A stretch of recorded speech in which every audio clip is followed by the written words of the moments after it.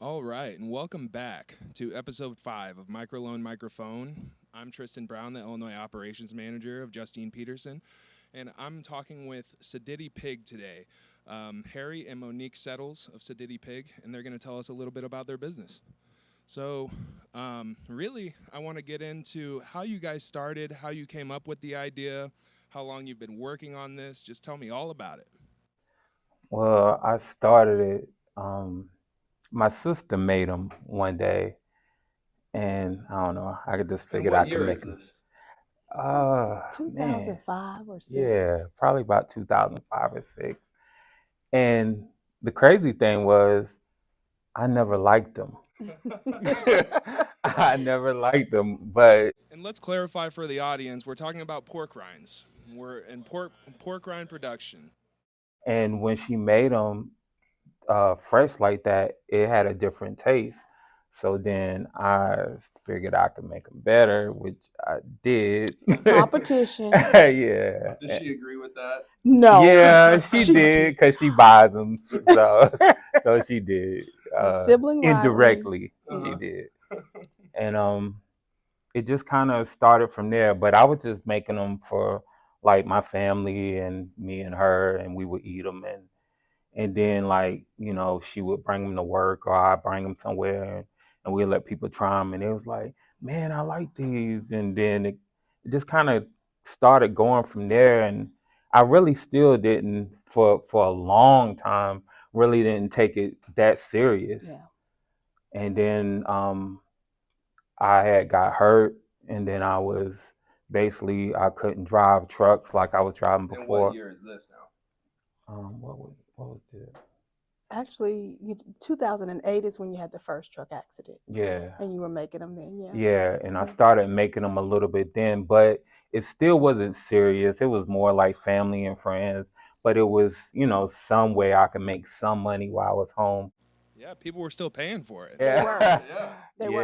Yeah, so it just kind of just went from there, and I just kind of kept started making them, and then this last year, we only been doing it for a little over a year now. Just professionally, a little bit Yeah, over a a little year. over a year. Hmm. And I said, I think I can really do this. And so I did, started it. I only had my Flavor. one flavor. That was Carolina it. clay. That started Carolina it all. clay. Yes. And then I went from there, and I think in a matter of a week I came up with like 3 other flavors like real quick. Yeah. And then I just kept going till I think I'm around like 18 18 flavors now. flavors now, which I need to pull back some. Now, how do you create the flavors whenever you're working with it? Do you just throw some spices in together? Do you get an idea offline and then put your own twist on it? I kind of I put my own twist on all of it because I want it to be uniquely mine. I don't want it to be like where you could say it tastes just like this or that. So I want to have my own unique flavors. That's why um, when I go to an event or something and I set up, I let people try them because trying to get you to understand what it tastes like is kind of impossible. So It is difficult to explain for sure. Yeah. especially with something like the lemon pound cake, because you like cake and skins, Yeah. like Yeah. it just don't seem like it go together, but it does. Yeah. And so you've gotten pretty popular over the last year, you said. Whenever you took the company into the professional light, what were some of the challenges? Like, was it a challenge finding a kitchen to work at? Yes. And just talk a little bit about that whenever you're starting it out. Yeah, every part of it was a challenge for me. You talking to somebody, I never even worked at a fast food restaurant, so food was just completely out of the realm for me. And then the hard part was when we was trying to get everything we needed to be legit. We would call places and stuff like that, and we could never get a hold of people. We would leave messages and everything. So just that process, when you don't know, is super hard, and Yeah. then you end up indirectly doing something wrong that you wasn't even trying to do wrong. You just could never get the right person on the phone. Yeah. So that part was difficult. That part was a lot of wasted time and energy and everything. That was probably one of the things that I hated. Yeah. Sure. One of your main takeaways in starting out, and you brought up challenges when finding resources, and this kind of brings me into where you heard about us and what you had heard about and how you heard about us and that kind of thing. So tell us a little bit about that. Okay, I was reading the newspaper online one day and really just trying to find resources. And I had taken courses over at the Chamber of Commerce a few times before because we also had a trucking business prior to this.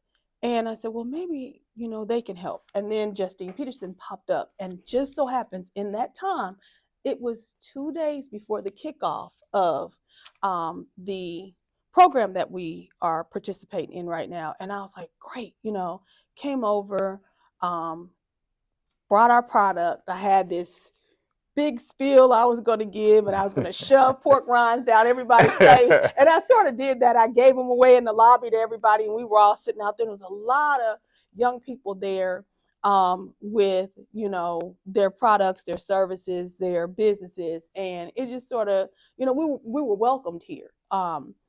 Even down to the receptionist. He was so sweet. He was just really nice. And gave me a lot of information there at the receptionist desk to be able to have a blueprint on where to go, how to start, what to do, who to talk to. And so, yeah, and then I got in touch with you. And so that was great. So we've just taken off since then.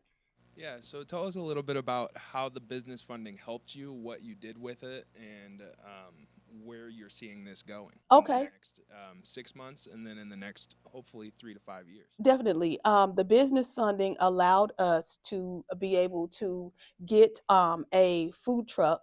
And so that's being manufactured right now, which will help us if everything goes well and all the guidelines are met through the Champaign Public Health Department. We will be able to eliminate the need for a commercial kitchen and be able to do that there. We can take this product on the road. We can go to different cities, different festivals, different food venues, and we can get it to the public hot. Whereas we have to bag. They're a whole different beast when they're fresh out of the grease. Man, yes. But that is something that we're able to do. We can keep the concept of Siddity Pig, which one of our concepts were we don't really have anything sitting around. We cook as it's ordered. So we go over to our commercial kitchen, which is at the refinery. We cook, we package our orders, and they're fresh. So they're not sitting around 2, 3, 4, 5, 6 weeks. You're getting a fresh product. But with the food truck, we can actually offer it to you fresh. So that helps. And we're just looking to get our name out there, get known, and just really just expand in the next 6 months. That's fantastic. When is the truck supposed to be done? We got about 2 weeks? I know they're getting ready to. Ours is next in line. I think you said they're gonna start doing it in the next week. So I'm hoping that I can get it back in a month. Yeah. So really hitting it hard this summer. Yes. Because I have a few festivals and stuff people want me to come to because I go to South Carolina where I'm from, since they were like my first people that supported me. So I make it a point to go there, and every time I go, I sell out. And so from people letting this person try, so I have so many people that want me to come, but a lot of times if the tent works if the weather is good. But I can have a food truck with the awning and all that stuff, which that's what we did with the funding. It'll be opens up so many possibilities. Yes. And it really, really helped us as far as, when he would get ready to go on these festivals, we'd have to go over to the commercial kitchen and cook for days. And we're packing and packing. Okay, we get there and we take 500 bags and we run out. Guess what? You're out. Yeah. Yeah. If the food truck's there, hey, wait a minute, we're cooking right Then there we on had to site. get So a U-Haul haul to, and you know, yeah, now I can just use the trailer to cook, yeah, to bring them, to cook some more, yeah. and it's just gonna open up so many other avenues Avenues for where us. selling out won't be an issue. I could just Yes. keep going if I Yep. want, but I'm kind of, I don't know about keep going. It be People killing won't me. go away if you just keep cooking them. They just keep being there. Because every time I be cooking them, and my wife would come, she's like, "I think you making too many," and I said, "I just think I'm gonna get slammed." Yep.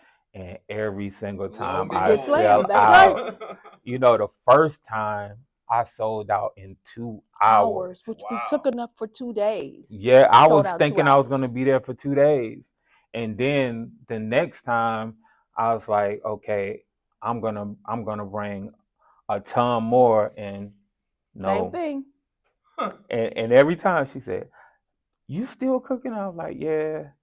She's like, "I think you don't need to. You're gonna be bringing a lot on back." So No, far, none's come back. none's come back. No That's refunds. amazing.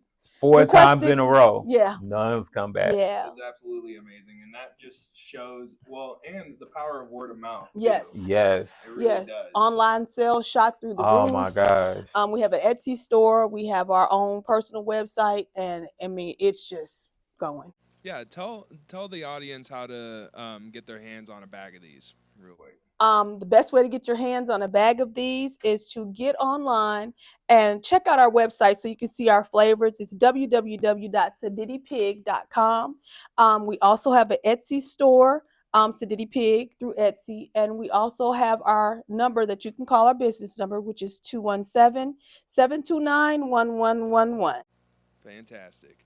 Well, and then the last question I'm going to leave you with today is, what advice would you give someone just starting out their business, a young entrepreneur, especially a young African American entrepreneur?